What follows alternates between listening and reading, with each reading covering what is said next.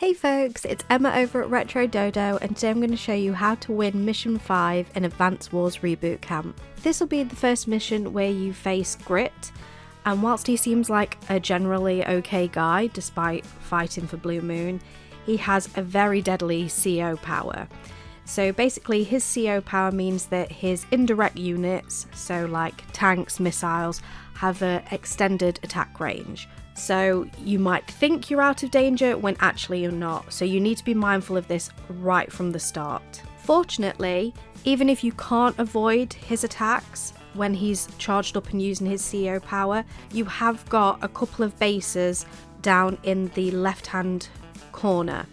So that means that if you should lose any infantry or mechs or even tanks, you can get some new ones. However, remember that the amount of money that you have is dependent on the number of cities you've captured.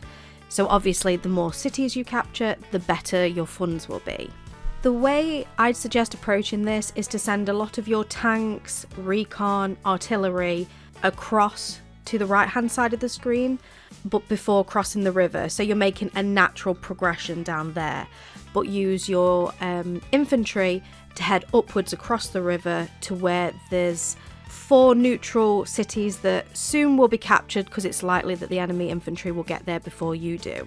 However, that's not a problem as long as you play it smart and you purchase some more tanks or some more infantry, something to go and bolster your ground units that you've got across there.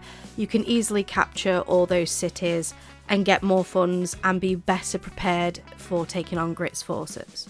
The most important thing here, like I said before, is staying out of his attack range, and the easiest way to know where that attack range is to move your cursor over to whichever enemy unit you want to look at, so say the missiles or rockets, and hold down the B button and you'll see the red outline of where their attack range is.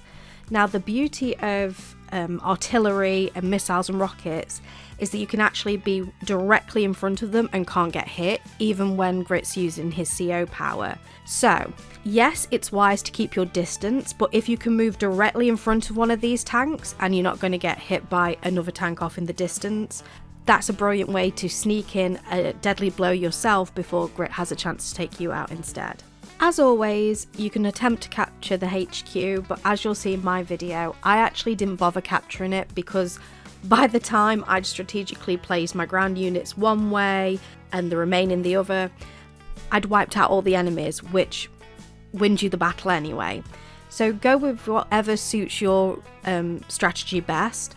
Yes, it's always wise to head for HQ in the hopes of capturing it from the enemy, but if all else fails, target all the units and get rid of them as quickly as possible. And that's really all there is to it. As you can see, it might not be the prettiest or wisest strategy necessarily, but it will still get you a lovely S rank if you follow this video exactly, or if you at least take some of the important cliff notes away. So like I said, being mindful of that attack range and capturing as many cities as possible to ensure you've got the funds.